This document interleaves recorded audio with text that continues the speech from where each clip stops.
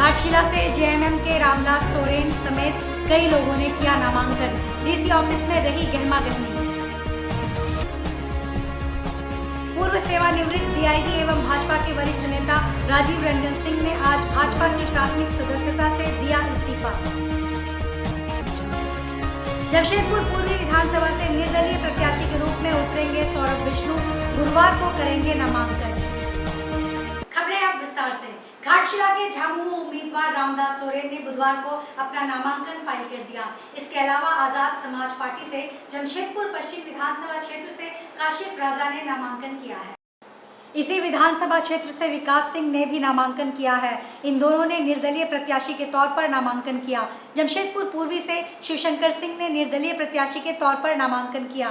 बहरागोड़ा विधानसभा क्षेत्र से सीपीएम के प्रत्याशी स्वप्न कुमार महतो, जमशेदपुर पूर्वी विधानसभा क्षेत्र से राइट टू रिकॉल पार्टी के सुरजीत सिंह, जमशेदपुर पश्चिम से निर्दलीय प्रत्याशी मृत्युंजय कुमार, जमशेदपुर पूर्वी से भारत आदिवासी पार्टी के कृष्ण हांसदा, पोटका से भारत आदिवासी पार्टी के महीन सरदार, बहरागोड़ा से निर्दलीय प्रत्याशी राम मुर्मू, जमशेदपुर पश्चिम से राइट टू रिकॉल पार्टी के रामचंद्र टुडू ने नामांकन दाखिल किया है।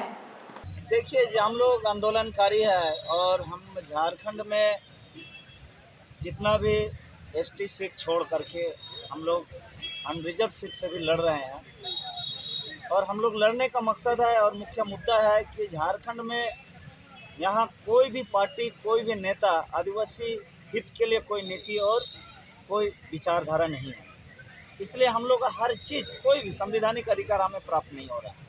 भारत आदिवासी पार्टी से प्रत्याशी के रूप में हम लोग चुनाव लड़ने जा रहे हैं। नामांकन किए हैं, चुनाव वाला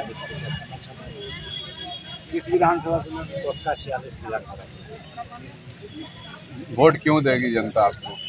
वोट इसलिए देगी क्योंकि दोनों ही सत्ता और विपक्ष तो यहाँ है ही नहीं है, क्योंकि इतने सारे मुद्दे गोरखा विधानसभा और पूरे झारखंड विधानसभा में है कि उन मुद्दों को विपक्ष का काम है उन मुद्दों को उठाना। और किसी भी तरह से सत्ता पार्टी जो है आम जनता के लिए वो मुद्दा उठाएगी तब तो सत्ता पार्टी डर के मारे काम करेगी। लेकिन विपक्ष पार्टी भी विपक्ष का रोल नहीं है, सत्ता पार्टी भी शोषण कर रही है। अब जिसको बात उठाना चाहिए था वो बात विपक्ष उठा नहीं रही। जमशेदपुर पश्चिम विधानसभा क्षेत्र के जनता की सेवा करने के लिए आज मैं अपना नामांकन दाखिल कर रहा हूं। मुझे उम्मीद है कि मेरा नामांकन सही रूप से भरा जाएगा और उसके बाद हम लोग जोर शोर से जमशेदपुर जनता की समस्याओं को पुरजोर तरीके से उठाएंगे और सबका समाधान भी करेंगे। पहले तो सभी को वाहिगुरू जी खालसा वाहिगुरू जी फतेह, जय भीम जोहार। मैं जमशेदपुर पूर्वी 48 से मैं यहाँ नामांकन करने आया हूँ। पार्टी का नाम है राइट टू रिकॉल। हमारा जो छाप है, प्रेशर कुकर है हमारा जो चुनाव चिन्ह है। और सबसे बड़ी बात है कि राइट टू रिकॉल ने सिखों को मान सम्मान दिया और यहाँ से एक टिकट दिया। मैं बताना चाहूँगा कि पूरे झारखंड में सिखों की इतनी बड़ी संख्या होने के बाद भी कोई भी पार्टी ने एक सिख को कैंडिडेट बनाना जरूरी नहीं समझा। बहुत ही शर्म की बात है सारे पार्टियों के लिए। सारे पार्टी हम लोग को यूज़ करती है, हमारा पैसा यूज़ करती है, हमारा हर साधन यूज़ करती है, और हम लोग को जब कैंडिडेट बनाने की बात होती है पॉलिटिक्स में तो वो हमको दरकिनार कर देती है। आज पूर्व सेवानिवृत्त डीआईजी एवं भाजपा के वरिष्ठ नेता राजीव रंजन सिंह ने भाजपा की प्राथमिक सदस्यता से इस्तीफा दे दिया है। उन्होंने कहा कि भारी मन से यह घोषणा कर रहा हूं कि भाजपा अपनी नीति के अनुरूप नहीं चल रही है। वे 1.5 वर्ष पूर्व भाजपा के आजीवन सदस्य बने थे। उन्होंने भाजपा के प्रदेश अध्यक्ष बाबूलाल मरांडी को पत्र लिखकर कहा कि भाजपा पंडित दीनदयाल के लिखे आदर्श मूल्य पर ध्यान नहीं देकर अपनी नीतियों एवं विचारों से और संघर्ष के मूल्यों एवं आदर्श के बिल्कुल विपरीत कार्य कर रहे हैं। मैं भाजपा के वैसे कार्यकर्ता जो संघ के विचार से जुड़े रहे हैं और आज विवश होकर भाजपा से इस्तीफा दिए उन तमाम कार्यकर्ताओं को सलाम करता हूं। उन्होंने अपने पत्र में कहा कि इस्तीफा देने का मुख्य कारण यह है कि भाजपा के टिकट बंटवारा में जिस तरह से परिवारवाद हावी रहा वह नीति के विरुद्ध है। बिल्कुल उम्मीद थी। मैंने सारे लोगों से पूछ करके और बोल करके ज्वाइन किया था। उस समय भाजपा के जितने बड़े लोग थे यहाँ से दिल्ली तक, सबको मैंने जाके कहा था कि पश्चिमी विधानसभा खाली है, मैं वहाँ से भाजपा का चुनाव लड़ना चाहता हूँ। अगर आप टिकट देने के लिए बोलते हैं तो मैं भाजपा में ज्वाइन करूँगा। मैं उस समय सरजू राय जी से भी जाकर के पूछा था। आज मैं, चूंकि इन्होंने बात छेड़ दिया, मैं दावे के साथ कह रहा हूं, सरजू राय से जाकर के आप पूछिए कि मैं उनके घर पर सबसे पहले जाके मिला था और मैं कहा था कि आप चुनाव अगर लड़ेंगे पश्चिमी से तो मैं भाजपा ज्वाइन करूंगा कि नहीं, मैं सोचूंगा। उन्होंने स्पष्ट कहा था कि नहीं, आप मेहनत कीजिए, भाजपा ज्वाइन कीजिए, मैं पश्चिमी से चुनाव किसी भी स्थिति में नहीं लड़ूंगा। और मैं फिर भी कह रहा हूं कि ऐसा नहीं है कि चुनाव नहीं लड़ने के चलते मैं इस्तीफा दे रहा हूं, लेकिन मैं चुनाव लड़ना चाहता था, इसमें कोई दो मत नहीं है।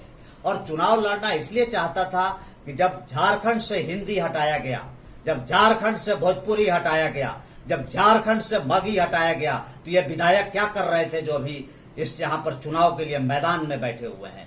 किसी विधायक ने इसके लिए आवाज नहीं उठाई। मैं डीआईजी रहते, सरकार के विरुद्ध में नहीं बोलने के बावजूद भी मैं सरजू राय के भी घर पर उस समय गया था एज ए कुल्हान डीआईजी। ये बन्ना गुप्ता के भी घर पर गया था और जाकर दोनों से रिक्वेस्ट किया था कि ये इतनी अहम मुद्दा है कि अगर आज आप नहीं जगेंगे तो आने वाला 10 साल के बाद अगली पीढ़ी आपको माफ नहीं करेगी। जमशेदपुर पूर्वी विधानसभा क्षेत्र से सौरभ विष्णु निर्दलीय प्रत्याशी के तौर पर चुनाव लड़ेंगे। वह गुरुवार को डीसी ऑफिस में अपना नामांकन दाखिल करेंगे। सौरभ विष्णु ने प्रेस कॉन्फ्रेंस में बताया कि वह अपनी युवा साथियों के साथ नामांकन करने जाएंगे। उन्होंने कहा कि जमशेदपुर पूर्वी में नेताओं का अभाव है। डॉक्टर अजय ना तो लीडर हैं ना नीडर हैं। उन्हें जनता पर रौब गांठने के लिए अभी भी एसपी की वर्दी की जरूरत पड़ती है। उन्हें बताना पड़ता है कि वह एसपी थे। सौरभ विष्णु ने कहा कि अगर वह चुनाव जीतते हैं तो जमशेदपुर में शिक्षा फ्री कराएंगे। उन्होंने कहा कि मालिकाना हक दिलाने के लिए उन्होंने सुप्रीम कोर्ट और हाई कोर्ट में केस कर रखा है। न्याय की लड़ाई लड़कर जनता को मालिकाना हक दिलाएंगे। उन्होंने कहा कि नेताओं ने मालिकाना हक के नाम पर आम जनता को बरगलाया है। कभी कोई कोर्ट नहीं गया, लेकिन उन्होंने कोर्ट में केस दायर किया है। सौरभ विष्णु ने कहा कि वह युवाओं को रोजगार दिलाने के लिए भी लड़ाई लड़ेंगे। देखिए, मेरा एजेंडा सबसे पहले जो है वो जमशेदपुर में युवाओं के लिए नौकरी के लिए है। आज जो है 90% जो वोटर है जमशेदपुर का वो 18 साल से 30 साल के बीच में है और 90% वोटर, इन 90% वोटर्स के पास कोई जॉब नहीं है, कोई जॉब का कोई स्कोप नहीं है। दूसरा सबसे बड़ा मुद्दा जो है शिक्षा का है। जमशेदपुर में सबको मुफ्त शिक्षा देने का हम प्रण लिए हैं। अगर हम जीत गए तो हम विधानसभा में जाके दबाव बना के जितने भी जो स्कूल बंद हुए हैं उनको खुलवाएंगे और उनको ऐसी व्यवस्था करेंगे कि जैसे जमशेदपुर पूर्वी के लोग 15 रुपये, 20 रुपये, 50 रुपये पहले फीस भरते थे, उस तरह का फीस स्ट्रक्चर उनका हो सके, ताकि जो प्राइवेट स्कूल का मनमानी है 3,000, 4,000 रुपये फीस का, ये बंद हो सके। आज एडमिशन के नाम पे 1-1 लाख रुपया फीस है। तो ये सब बहुत बड़े बड़े मुद्दे हैं जो कोई भी पॉलिटिकल पार्टी बात नहीं कर रही है। बाकी पॉलिटिकल पार्टी चाहे वो भाजपा हो या कांग्रेस हो, उनको सिर्फ सत्ता चाहिए। भाजपा में जो है वो परिवारवाद घुस चुका है और कांग्रेस में जो है डॉक्टर अजय कुमार बाहर के आके बैठ गए हैं। जमशेदपुर पश्चिम से पत्रकार अन्नी अमृता ने बुधवार को नामांकन कर दिया है। वह स्वास्थ्य मंत्री बन्ना गुप्ता के सामने चुनाव लड़ेंगी। इस विधानसभा क्षेत्र में जदयू के सरयू राय भी चुनाव लड़ रहे हैं। पत्रकार अन्नी अमृता ने कहा कि मानगो इलाके में शिक्षा की कमी है, वह शिक्षा को मुद्दा बना रही है। वह जीत जाएगी तो इस इलाके में शिक्षा की स्थिति को मजबूत करेगी। इसके अलावा इलाके में पानी की भी समस्या है। उन्होंने कहा कि जनता का दर्द सुनने वाला कोई नहीं है। अन्नी अमृता ने कहा कि वह जनता से किया अपना वादा निभा रही है और अब उनकी लड़ाई लड़ने के लिए मैदान में उतरी है। जी बिल्कुल, मैंने जनवरी में घोषणा की थी इस साल की जमशेदपुर पश्चिम विधानसभा क्षेत्र से बतौर निर्दलीय प्रत्याशी मैं चुनाव लड़ने जा रही हूँ और मैंने अपने वादे को पूरा करते हुए पश्चिम में आज नामांकन दाखिल किया है। उसकी औपचारिकताएं पूरी करने में गई थी अभी वहाँ कार्यालय में और मेरे मुद्दे वही है, जमशेदपुर का बृहद विकास, जिन मुद्दों पर मैं सालों से बतौर पत्रकार कार्य कर रही हूँ। जो यहाँ की नागरिक सुविधाएं हैं, अब तो मार्ग नहीं है, सबको 24 घंटे बिजली पानी नहीं मिलती है। यहाँ शिक्षा और स्वास्थ्य की बहुत बुरे हालात हैं।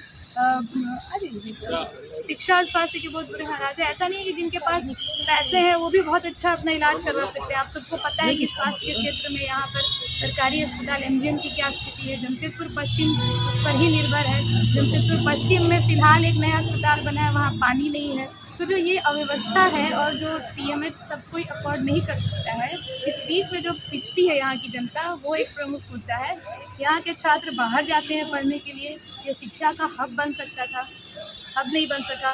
इंडस्ट्रियल राजधानी कहलाता है, फिर भी यहाँ अब इंडस्ट्री में भी आपको वो रोज़गार नहीं मिल रहे हैं जैसा कि पहले यहाँ मिला करता था। यानी कुल मिलाकर के रोज़गार की स्थिति भी यहाँ बहुत बुरे दौर से गुजर रही है। जमशेदपुर पश्चिम का जो इलाका है वहाँ महिलाओं के लिए और कॉलेज खोलने की ज़रूरत है और आर्थिक परिदृश्य बदलने के लिए कुछ ऑल्टरनेटिव्स की ज़रूरत है यहाँ पर। तो मेरे पास बहुत सारे आइडियाज़ हैं जो मैं धीरे धीरे अपने घोषणा पत्र के माध्यम से आप लोगों के बीच शेयर करूँगी। जब प्रशासन अपनी लिस्ट जारी कर देगा आधिकारिक प्रत्याशी के तौर पर, फिर मैं अपनी घोषणा पत्र को जारी करूँगी। इसमें सारी डिटेल्स दूँगी कि ईस्टर्न वेस्टर्न कॉरिडोर परियोजना के बारे में भी जो है वो मैंने इसको प्रमुखता से रखा है अपने घोषणा पत्र में। इस परियोजना के पूरे होने से दुर्घटनाओं में कमी आती, इस परियोजना के पूरी होने से आधी समस्या का हल जमशेदपुर में हो जाता, जो जाम और अन्य समस्याएं। लेकिन जानबूझ करके कॉरपोरेट साजिश और राजनीतिक साजिश, ये राजनीति और कॉरपोरेट सेक्टर मिलकर ईस्टर्न वेस्टर्न कॉरिडोर परियोजना को लटका कर रखे हैं और सब अलग अलग राग अपना रहे हैं। अपने अपने विधायकी क्षेत्र में लोग शिलान्यास कर रहे हैं, पुल का, फ्लाईओवर का। ये सब आई वॉश है जनता की आंखों में। ईचागढ़ विधानसभा से निर्दलीय प्रत्याशी के रूप में चुनावी मैदान में उतरे सुखराम हेम्ब्रम के नामांकन सभा में बुधवार को चांडिल के गांगुड़ी फुटबॉल मैदान में समर्थकों का हुजूम उमड़ पड़ा। आपको बता दें कि सुखराम हेम्ब्रम ईचागढ़ विधानसभा क्षेत्र से पहली बार चुनावी मैदान में हैं, जो पूर्व में झामुमो सरायकेला खरसावां के जिला सचिव भी रहे हैं। श्री हेम्ब्रम ईचागढ़ विधानसभा क्षेत्र में एक कद्दावर आदिवासी नेता सह समाज सेवी के रूप में लोगों के बीच जाने जाते हैं। गांगुड़ी स्थित फुटबॉल मैदान में आयोजित नामांकन सभा को संबोधित करते हुए उन्होंने कहा कि एकमात्र क्षेत्र का संपूर्ण विकास ही उनकी प्राथमिकता रहेगी। उनमें से प्रमुख रहेगी शिक्षा व्यवस्था, जिसके रास्ते ही राज्य और देश की प्रगति संभव है। अन्य लोगों द्वारा क्षेत्र में एक डिग्री व महिला कॉलेज स्थापना करने की बात होती है। यदि इस चुनाव में लोगों का समर्थन मुझे मिला तो आने वाले दिनों में मैं ईचागढ़ विधानसभा के प्रत्येक प्रखंड में एक डिग्री कॉलेज सहित महिला कॉलेज स्थापित करने की आवाज़ उठाऊंगा। ईचागढ़ के नौजवानों का विकास, नौजवानों को रोजगार, ईचागढ़ के हर क्षेत्र में सिंचाई की पानी, ईचागढ़ का ज्वलंत मुद्दा, सबसे पुराना मुद्दा, सबसे पुराना समस्या स्वर्ण रेखा विस्थापितों का जो मामला है, इको सेंसिटिव का मामला है। विशेष करके मैं यहाँ जो परिस्थिति अभी देख रहे हैं, स्कूल में बच्चे लोगों का भविष्य के साथ जो खिलवाड़ हो रहा है, भविष्य अंधेरा में जा रहा है, उसको हम लोग विशेष करके सुधारने का प्रयास करेंगे। और जो छोटे छोटे बच्चे प्राइमरी स्कूल में जो एजुकेशन मिलना चाहिए, वो एजुकेशन हमारा जानकारी में नहीं मिल पा रहा है, वो एजुकेशन मिले, इसका व्यवस्था हम लोग करेंगे। सिद्धगोड़ा स्थित सूर्य मंदिर में विजय दिवस मनाया गया। इस मौके पर उड़ीसा के राज्यपाल रघुवर दास मौजूद रहे। दशमी के उपलक्ष्य में सूर्य मंदिर को 10,001 दीप से जगमग किया जाएगा। सूर्य मंदिर को सजाया जाएगा। सूर्य मंदिर कमेटी ने यह फैसला लिया है। सूर्य मंदिर कमेटी के प्रतिनिधि छठ घाट भी देखने गए। उन्होंने बताया कि छठ पर्व पर छठ घाट को जगमग किया जाएगा। छठ घाट की साफ सफाई जल्द ही शुरू कर दी जाएगी। उड़ीसा के राज्यपाल एवं झारखंड राज्य के मुख्यमंत्री, पूर्व मुख्यमंत्री श्री रघुवर दास जी और इस सूर्य मंदिर कमेटी के अध्यक्ष भूपेंद्र जी, अखिलेश जी, कमलेश जी, लक्ष्मीकांत जी, सारे मुख्य कार्यकर्ता, अनुपस्थित हमारे बड़े बुजुर्ग भाइयों, नौजवान साथियों, माताओं, बहनों, प्यारे बच्चों, आज हम लोग विजयादशमी के शुभ अवसर पर हम लोग सभी लोग मिलन समारोह का बैठक किए हैं। साथ साथ आगामी छठ पूजा, दीपावली पूजा, सारी पूजाओं को ध्यान में रखते हुए, चूंकि सूर्य मंदिर आज से नहीं बहुत पहले से ही काफी धूमधाम से पूजा से लेकर के, चाहे छठ पूजा हो, दीपावली पूजा हो या सूर्य मंदिर प्रांगण में किसी प्रकार का यज्ञ हो या कार्यक्रम हो, सब सूर्य मंदिर की कमेटी के सारे पदाधिकारियों ने काफी दृढ़ता और धैर्यता के साथ अपना कार्य करते हैं। श्री श्री सार्वजनिक काली पूजा कमेटी सबुत संघ सुनाई द्वारा कल भूमि पूजन किया गया। इस साल 5 लाख की लागत से पंडाल बनाया जाएगा।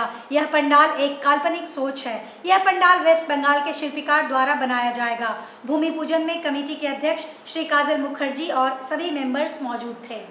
बोलिए आज का इस बार भी हम लोग काली पूजा मनाने जा रहे हैं। आज कोटि पूजन है। इस साल हम लोग 59 ईयर्स मना रहे और हम लोग का प्रोग्राम से लेके सब कुछ सुंदर होता।